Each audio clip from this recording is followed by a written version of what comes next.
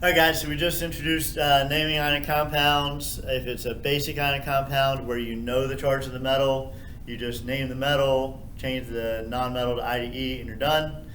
If it's a transition metal or under the metalloid line, then you're probably going to have to use a Roman numeral. The Roman numeral represents the charge of the metal, not how many there are, the charge, okay? So for an example, if I have lead 2 chloride, I know I have a lead atom, I know I have a chloride, which is Cl minus.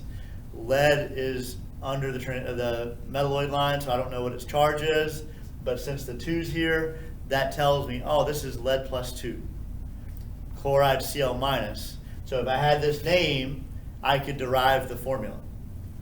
If I have the formula, I got to be able to come up with the name. You got to be able to go both ways. Again, this is one of those things that when we get into chapter 3 and chapter 4, we're going to be writing reactions, doing calculations.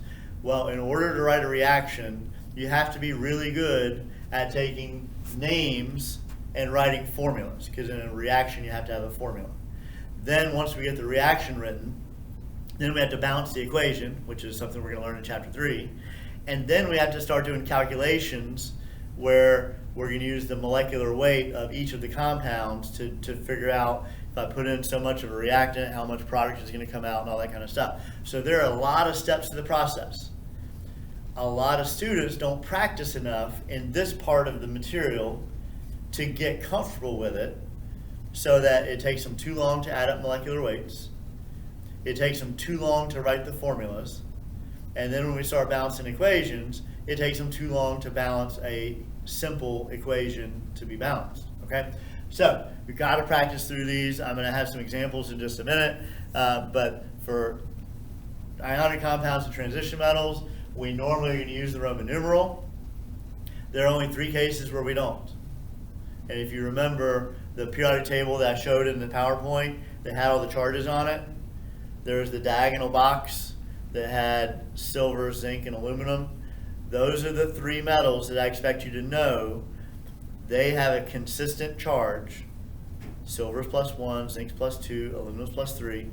And since we know their charge is reliable, those are the 3 exceptions to this rule. Meaning, for all the other transition metals, we have to use a Roman numeral. When I have those 3 metals, I don't use a Roman numeral. And actually, if you use it, it gets counted wrong. Okay, so keep that in mind. All right, so next thing are polyatomic ions. Again, this is a abbreviated list. The full list that you need is in the shared class files or in D2L. If you go to where the syllabus is, there's a file there that has all the polyatomic ions on it. That's the list that I expect you to memorize, okay? But in general, you need to learn, okay, the chromate ion is CrO4, it has a 2- charge. You got to be able to put all those things together because we're going to use those to make ionic compounds. So our ionic compounds, we said an ionic compound is a metal and a non-metal, but it can also, instead of being a binary ionic compound, which only has 2 elements in it, we can have more. So here I have, there's still only 2 things there. I just have to recognize what they are. Fe is iron. I definitely know what that is. And then NO3, you have to recognize that's a polyatomic ion. That's called nitrate. So I have iron with nitrate.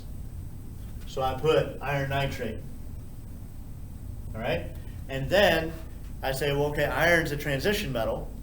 Transition metals have multiple charges, so I need to tell which charge it is. All right, well, again, I have to use a little bit of deductive reasoning here. I don't know iron's charge because it can vary, but I should know that nitrate is always -1. Nitrate's -1.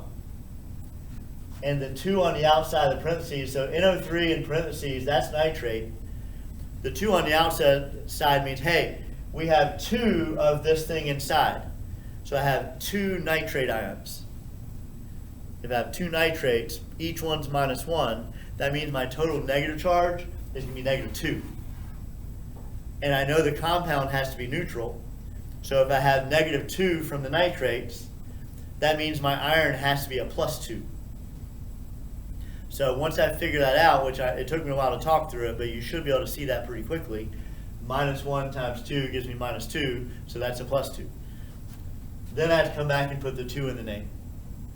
Okay? So for each one of these, you should be able to look and figure out, okay, what are the names of the parts? What are their charges? Do I need to use a Roman numeral or not? You should be able to look at that. Okay? So here, Al is aluminum, SO4 is sulfate. Again, there's only 2 parts here, aluminum and sulfate. And then you have to think, do I need a Roman numeral? Well, the diagonal box, aluminum is one of those. Aluminum is always plus 3. Since we know it's always plus 3, we don't need a Roman numeral there. So the name of this is going to be aluminum sulfate. I'm done. I don't need the 2 and the 3. Like, I don't need that as part of my name because I know aluminum is plus 3. I know sulfur is minus 2. Sulfate is minus 2. And so then when I switch the charges, that's where I get that formula. So I could go from the name to the formula, or I could go from the formula to the name. That's the key. All right, last one. Cu is copper, so there's my copper. PO3 is phosphite. That's just recognition. I know phosphite is a -3 charge. So my PO3, that group has a -3 charge together. That means my coppers have to have a +3, but since there are 3 of them, that means it'll be +1, +1, +1. So the charge on each copper atom is +1. The Roman numeral represents the charge on each copper atom. So this is copper with a +1 combined with phosphite. It has to be 3 coppers to 1 phosphite because that's the only ratio that makes it neutral. All right, now, when you're learning your polyatomic ions, okay, so to learn all the ATEs, I want you to do Nick the Camel. Look up that mnemonic device, Nick the Camel. That's going to teach you pretty much all the ATE polyatomic ions that you need, okay? But then, if you look, like there's sulfate, but there's also sulfite. There's phosphate and there's phosphite. There's chlorate and there's chlorite, okay? Those are all related to each other, so I refer to those as like they're families of polyatomic ions, okay? And there's a consistent relationship between them, being that if you know the ATE from Nick the Camel, you can figure out all the other related ones based on the pattern.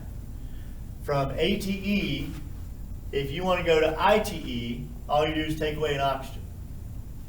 So chlorate is ClO3 minus. Chlorite is going to have 1 less oxygen. Same charge, 1 less oxygen, so it's ClO2 minus.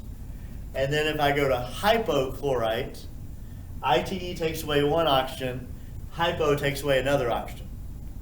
So now I'm down to just ClO with a minus. Okay, but then I can also go up 1 to go from ATE. If I want to add an oxygen, I put the prefix per in front. So perchlorate is ClO4 minus, chlorate is ClO3 minus, chlorite is ClO2 minus, and hypochlorite is ClO minus. There's a pattern there. Now, chlorate goes through the whole series. Most of the other ones don't do the whole series. Like sulfate only does these 2, sulfate, sulfite, that's it, okay? Let's see, carbonate only has 1.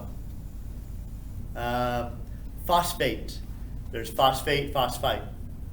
Okay, so if you don't have to learn the whole series on all of them, but on the ones that do it, you need to know how the pattern goes. Okay, so that's that. Next thing, sometimes you can have one of the ones that has a bigger charge, like phosphate is -3. Sometimes they're going to do something where they put a hydrogen on there. So if I put 1 hydrogen on phosphate, hydrogen comes with a +1 charge. So if I add a hydrogen and a +1 charge to phosphate, well, it makes it HPO4, but when I added the +1 to the -3, it gives me a -2. So that's going to be hydrogen phosphate. If I put another hydrogen on there, that's going to make the charge go up another one. So that's going to give me H2PO4 to the -1. And then if I put the third hydrogen on there, it'd be H3PO4. That'd be neutral. That's called phosphoric acid. So acids are going to be the ones where you take it all the way up until the ion is neutral. All right, so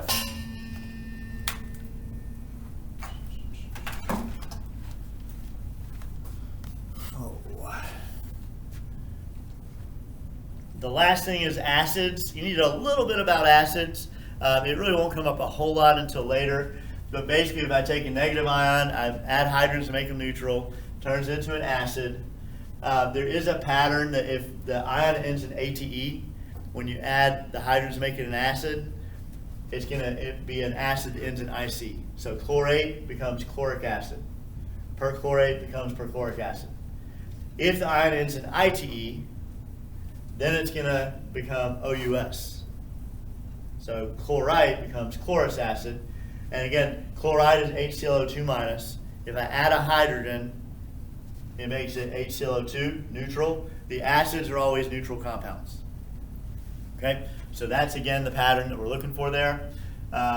Again, roughly know those, and specifically there's a few that come up a lot that you need to know. Hydrochloric acid is HCl, nitric acid is HNO3, phosphoric acid is H3PO4, acetic acid is CH3COOH, and sulfuric acid is H2SO4. Those are the acids that you need to know. Okay? Any of the other ones, they'll come up every now and then, but I probably won't expect you to know those on the test. All right? So I'm going to cut off this video, and then we're going to practice naming a little bit.